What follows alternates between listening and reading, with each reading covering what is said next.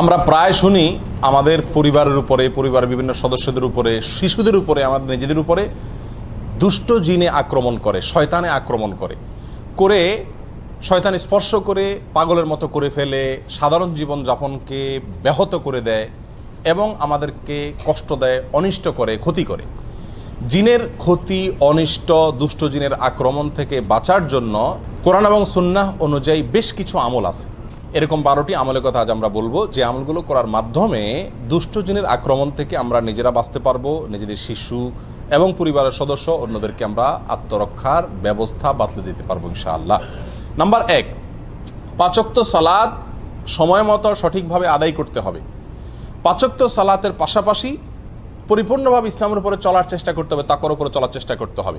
তাহলে আল্লাহ তাআলা শয়তান থেকে আপনাকে বাঁচাবেন, রক্ষা করবেন। দলিল হলো কোরআনে কারীমের সূরা যুখরুফের আয়াত নম্বর 36। আল্লাহ সুবহানাহু ওয়া তাআলা বলেছেন, ওমাইয়া আশু আন যিকরির রহমান নুকাইয়িদ লাহু শাইতানান ফাহুয়া লাহু কারিন। যে আল্লাহর জিকির থেকে, আল্লাহর স্মরণ থেকে গাফেল হয়ে যায়, নামাজ নাই, রোজা নাই, আল্লাহর স্মরণ নাই, দুনিয়ার ভিতরে ডুবে থাকে, হাসি তামাশা বিনোদনের ভিতরে ডুবে থাকে, শুধুমাত্র আল্লাহর জিকির স্মরণ তার জীবনে নাই। আল্লাহ বলেন ওই ব্যক্তির জন্য আমি একটি শয়তান নিযুক্ত করে দেই। শয়তান আল্লাহই লাগাই দেয়, দুষ্ট জিন আল্লাহই তার পিছনে লাগাই দেয়। ফাহুয়া লাহু কারিন, সে তার সঙ্গেই থাকে একেবারে মৃত্যু পর্যন্ত বা সঠিক রাস্তায় আসার আগ পর্যন্ত। তাহলে আল্লাহর পথে আসলে, 5 ওয়াক্ত সালাত আদায় করলে এবং হক হালালি চলার চেষ্টা করলে আল্লাহ সুবহানাহু ওয়া তাআলা ওই ব্যক্তিকে শয়তানের আক্রমণ থেকে বাঁচাবেন। এছাড়া আপনারা বিখ্যাত একটি হাদিস জানেন, নবী আলাইহিস সালাম বলেছেন, কেউ যদি রাতে ঘুমায়, শয়তান প্রত্যেকটা ঘুমন্ত ব্যক্তির কপালে 3টা করে গিরা দেয়। শয়তান কি করে? কেউ যদি রাতে ঘুমাতে যায় তো শয়তান ওই ঘুমানো ব্যক্তির কপালে 3টা গিরা দেয়। এই গিরা দেওয়ার উদ্দেশ্য হলো যাতে সে উঠতে না পারে, কারণ শয়তানকে আল্লাহ তাআলা সে পাওয়ার দিয়েছে। তো শারীরিকভাবে তাকে দুর্বল করে ফেলে, অলস করে ফেলে, শরীরকে মেজমেজ করায় দেয়, সে নামাজের জন্য ফজরের সময় উঠার ক্ষমতা যাতে না থাকে। তখন সাহস করে ইমানি শক্তির বলে বলিয়ান হয়ে যদি কেউ উঠতে পারে, একটা গিরা খুলে যায়, এরপরে অজু করে নামাজ পড়তে গেলে বাকি গিরাগুলো খুলে যায়। খেয়াল করে দেখবেন যে ফজর নামাজ যদি পড়তে যান, ঘুম থেকে উঠে অজু করে, শরীরের ভিতরে যে একটা অলসতা ছিল পুরাটাই কেটে যায়, কারণ যে গিরাগুলো সব খুলে গেছে। তাহলে 5 ওয়াক্ত সালাতের মাধ্যমে কি করা যায়? শয়তানের আক্রমণ থেকে রক্ষা পাওয়া যায়। দ্বিতীয় করণীয় হলো, সকাল সন্ধ্যা নবী আলাইহিস সালাম বহুত গুরুত্বপূর্ণ জিকির এবং দোয়া শিখাইছেন। নিয়মিত যদি কোনো পরিবারের সদস্যরা সকাল সন্ধ্যার এই দোয়াগুলা সব সময় করে, কোনো কষ্টের বিষয় না, খুব সহজ, তাহলে ওই পরিবারের সদস্যদেরকে আল্লাহ তাআলা জিনের আক্রমণ থেকে কি করেন? বাঁচান। সকাল সন্ধ্যার দোয়া অনেক, সেখান থেকে আমরা কয়েকটা এই সংক্রান্ত সরাসরি এই জিন বা দুষ্ট জিনের ক্ষতি থেকে বাঁচার জন্য যেগুলো কার্যকর, সেরকম কয়েকটি দোয়ার কথা বলবো। এর ভিতরে একটা দোয়া হলো, আউযু বিকালিমাতিল্লাহি তাম্মাতি মিন শাররি মা খালাক। অর্থাৎ আমি আশ্রয় চাই আল্লাহর পূর্ণাঙ্গ কালিমার, পূর্ণাঙ্গ বাক্যের মাধ্যমে আল্লাহ যত সৃষ্টি করেছেন ক্ষতিকর বস্তু, সেগুলোর ক্ষতি থেকে। তাহলে দুষ্ট জিনও আল্লাহর ক্ষতিকর সৃষ্টি, বা সে আমার ক্ষতি করতে পারে, তার ক্ষতি থেকে আল্লাহর কাছে আশ্রয় চাইলাম। এই দোয়াটি যদি 3 বার সকাল এবং সন্ধ্যা পাঠ করে, সহিহ মুসলিম হাদিসে আসছে, আরো অন্য হাদিসের কিতাবে আসছে, আল্লাহ তাআলা সারাদিন সারা রাত ওই ব্যক্তিকে সব ধরনের বস্তুর ক্ষতি থেকে, জিনের দুষ্ট জিনের ক্ষতি থেকে আল্লাহ তাআলা কি করবেন? রক্ষা করবেন। একই দোয়া সফরে গেলে, বিভিন্ন জায়গায়, নতুন কোনো জায়গায় গেলেও পড়ার কথা বলা আছে। তাহলে ওই জায়গায় অবস্থানরত জিন বা দুষ্ট কোনো শয়তান আপনাকে কি করতে পারবে না? আক্রমণ করতে পারবে না। আপনার পরিবারকে আল্লাহ বাঁচাবেন। আর এমনিও সাধারণ অবস্থাতে দোয়া বেশি বেশি পড়া উচিত, বিশেষ করে বাচ্চাদেরকে দোয়া পড়ে ফু দেওয়া উচিত। আউযু বিকালিমাতিল্লাহি তাম্মাতি মিন শাররি মা খালাক, 3 বার সকাল, 3 বার সন্ধ্যায়। সকাল সন্ধ্যা পাঠযোগ্য দ্বিতীয় আরেকটি আমল হলো আয়াতুল কুরসি পাঠ করা।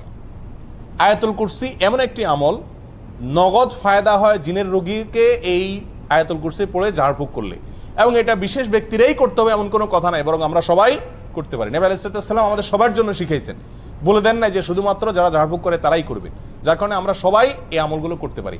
আয়াতুল কুরসি এটা 3 সময় বিশেষভাবে পড়ার কথা আছে। এক হলো সকাল এবং সন্ধ্যায়, আরেকটা হলো যে 5 ওয়াক্ত নামাজের পরে একবার করে, আরেকটা হলো শোয়ার সময়।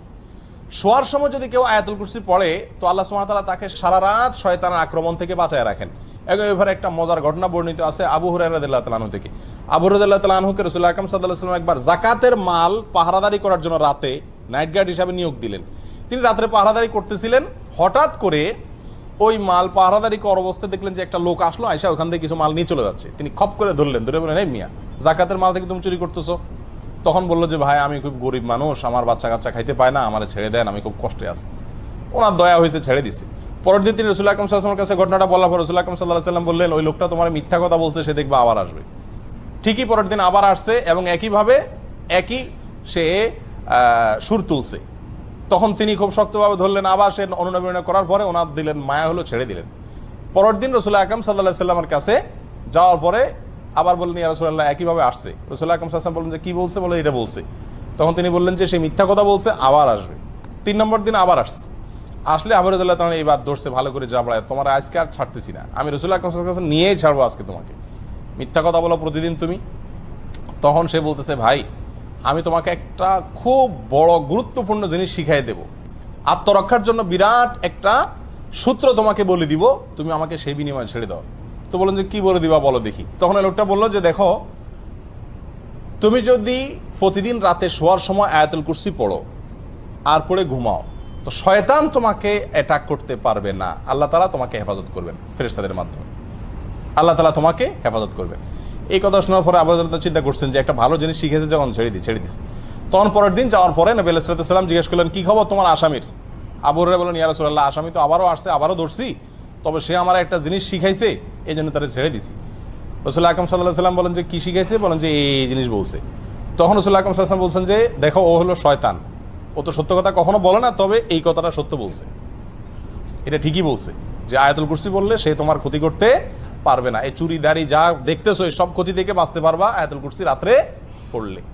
এটা মহৌষধের মতো কাজ করে। আর সকাল সন্ধ্যা আয়াতুল কুরসির ভরও হাদিসের ভিতরে বর্ণিত আছে যে ব্যক্তি আয়াতুল কুরসি সকাল এবং সন্ধ্যায় একবার করে পড়বে, আল্লাহ সুবহানাহু ওয়া তাআলা শয়তান থেকে রক্ষা করবেন। তারগীব এবং তারহিব হাদিসটি বর্ণিত হয়েছে। আর 5 ওয়াক্ত সালাতের পরেও আছে। অতএব আয়াতুল কুরসি পড়বো। সকাল সন্ধ্যা আমলের ভিতরে আরেকটি আমল আছে, যে আমলটি হলো সূরা ইখলাস 3 বার, সূরা ফালাক 3 বার, সূরা নাস 3 বার। এগুলো 3 বার যদি পাঠ করা হয় সকালে এবং সন্ধ্যায়, আল্লাহ তাআলা সব কিছুর ক্ষতি থেকে বাঁচায় রাখেন। সুনান আবু দাউদ এবং তিরমিজিতে হাদিসটি বর্ণিত হয়েছে। 3 বার কুল হুয়াল্লাহ, 3 বার সূরা কুল আযুর ফালাক এবং 3 বার কুল আযুর রাব্বিন নাস। সকালে 3 বার, সন্ধ্যায় 3 বার। ইনশাআল্লাহ সব কিছুর ক্ষতি থেকে আপনি বাঁচবেন। 4 নম্বর সকাল সন্ধ্যার আমল হলো বিসমিল্লাহিল্লাযী লা ইয়াদুররু মা ইসমিহি শাইউন ফিল আরদি ওয়ালা ফিস সামা ওয়া হুয়াস সামিউল আলিম। এই দোয়াটি সকালে 3 বার, সন্ধ্যায় 3 বার পাঠ করা। দোয়ার অর্থ হলো, ওই আল্লাহর নামে আমি শুরু করতেছি সকাল বা সন্ধ্যা, যে আল্লাহর নামে কোনো কিছু কোনো ক্ষতি করতে পারে না। এই দোয়া সকালে 3 বার, সন্ধ্যায় 3 বার পাঠ করলো, আল্লাহ তাআলা হেফাজত করেন। তাহলে সকাল সন্ধ্যার দোয়াগুলো পাঠ করলে জিনের, দুষ্ট জিনের আক্রমণ থেকে বাঁচা যায়। বিশেষ করে এই 4টি দোয়ার কথা বললাম। তাহলে 2টি আমল গেল। 1 নম্বর আমল হলো যে 5 ওয়াক্ত নামাজ এবং হক হালালি তাকওয়ার উপরে চলার চেষ্টা করা। 2 নম্বর আমল হলো সকাল সন্ধ্যার দোয়াগুলো নিয়মিত পড়ার চেষ্টা করা, বিশেষ করে এই দোয়াগুলো। 3 নম্বর আমলে আসি। 3 নম্বর আমল হলো খাবার গ্রহণ করার সময় বিসমিল্লাহ পাঠ করা। কারণ হাদিসে আসছে, নবী আলাইহিস সালাম বলেছেন, সহিহ মুসলিমে বর্ণিত হয়েছে, যদি কেউ খাদ্য গ্রহণের সময় বিসমিল্লাহ না বলে, তখন শয়তান ওই তার খাবারে যোগ দেয় এবং তার সঙ্গে খাবারে অংশগ্রহণ করে। তাহলে শয়তান থেকে, আপনার খাবার থেকে বাঁচাইতে চাইলে খাবার শুরুতে কি পড়তে হবে? বিসমিল্লাহ। এবং সবাইকে এটা শিখাইতে হবে পরিবারের, যে বিসমিল্লাহ ছাড়া কোনো খাবার শুরু করা যাবে না। একইভাবে ঘরে প্রবেশের সময় বিসমিল্লাহ পড়ে প্রবেশ করতে হবে, কারণ এই বিষয়ে হাদিসে বর্ণিত হয়েছে, নবী আলাইহিস সালাম বলেছেন যে ঘরে ঢোকার সময় যদি কেউ বিসমিল্লাহ বলতে ভুলে যায়, তখন শয়তানের দলনেতা বলে যে এই বাসায় আজকে থাকার এবং রাত্রে এদের সাথে খাওয়ার সুযোগ হয়ে গেল, ঢুকো সবাই। দলে দলে আপনার সাথে শয়তান ঢুকে পড়ে এবং আপনার ক্ষতি করে।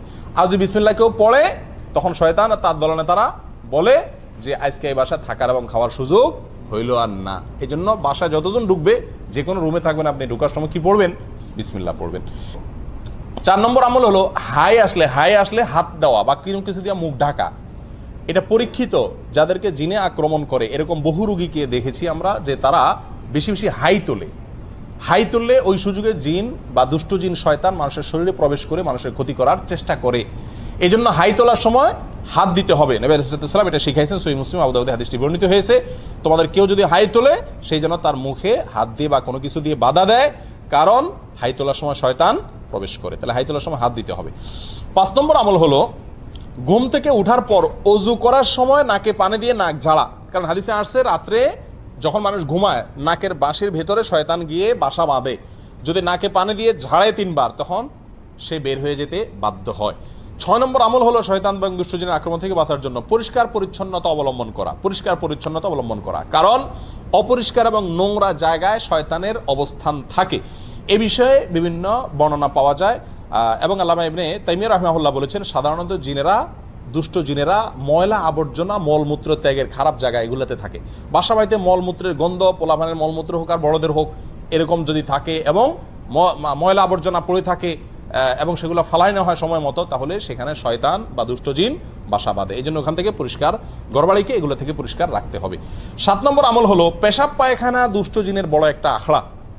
এটা পরীক্ষিত একটি বিষয়। সাহাবা একরামের যুগে এক লোক আক্রমণের শিকার হয়েছেন টয়লেটের ভেতরে, এবং নবী আলাইহিস সালাম থেকে সুস্পষ্টভাবে বর্ণিত হয়েছে হাদিসে বিষয়ে যে টয়লেটে, পেশাব পায়খানার জায়গাতে, বাথরুমের ভিতরে দুষ্ট জিন তার বাসা বাঁধে, নোংরা জিনেরা বাসা বাঁধে। সেই জন্য টয়লেটে যাওয়ার সময় দোয়া পড়লে তার ক্ষতি থেকে বাঁচা যায়। দোয়াটা কি? আল্লাহুম্মা ইন্নী আউযু বিকা মিনাল খুবুসি ওয়াল খাবাইস। খুবুস আর খাবাইস বলতে দুষ্ট জিনকেই বোঝানো হয়েছে। আল্লাহ, আমি আপনার কাছে আশ্রয় চাই দুষ্ট জিনের আক্রমণ থেকে। এটা বাথরুমে ঢোকার আগে পড়তে হয়। কেন?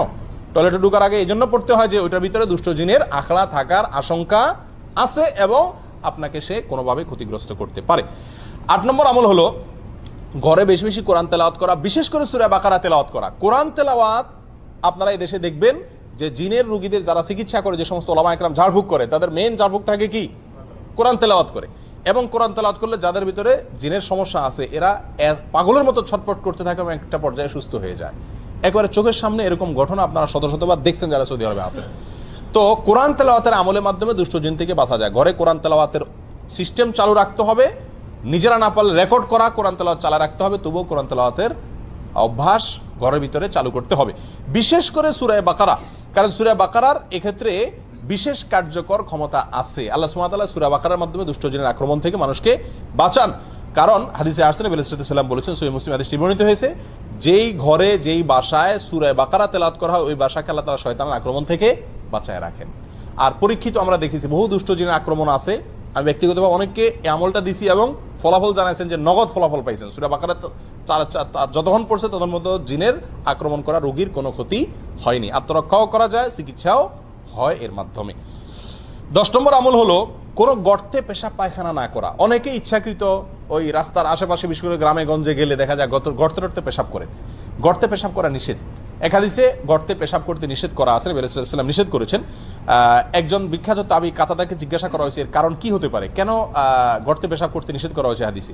তখন তিনি বললেন যে গর্তে পেশাব করতে নিষেধ করা হয়েছে এই জন্য যে অনেক গর্তে শয়তান তার বাসা বাঁধে, তার আশ্রয় থাকে। তার গায়ে পেশাব করলেন, আপনার গোটা পরিবারের উপর আক্রমণ করে বসলো এবং গোটা জীবনটাই আপনার একেবারে ধ্বংসের দ্বার প্রান্তে নিয়ে গেল, এরকম ক্ষতির আশঙ্কা থাকে। যেন গর্তে পেশাব না করা।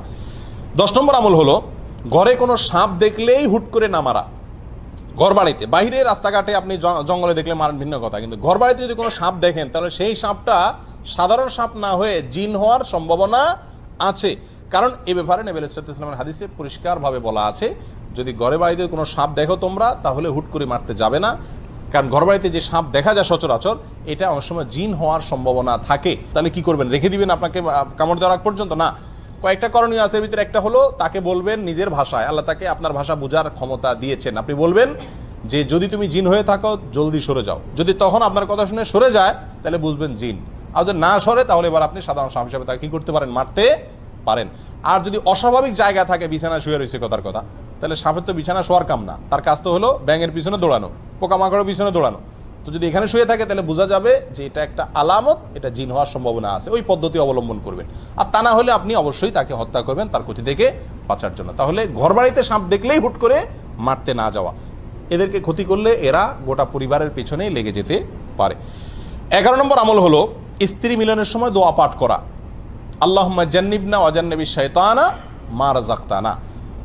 আল্লাহ আমাকে, আমাদেরকে, স্বামী স্ত্রী উভয়কে এবং আমাদেরকে মিলনের মাধ্যমে যে সন্তান দান করবেন সেই সন্তানকে আপনি শয়তানের আক্রমণ থেকে বাঁচান, রক্ষা করেন। এই দোয়া পড়লে আল্লাহ তাআলা স্বামী স্ত্রীকে এবং তাদের মিলনের মাধ্যমে যে সন্তান দুনিয়াতে আসে তাদেরকে শয়তানের আক্রমণ থেকে কি করেন? হেফাজত করেন। অতএব এই দোয়াটা পড়তে হবে।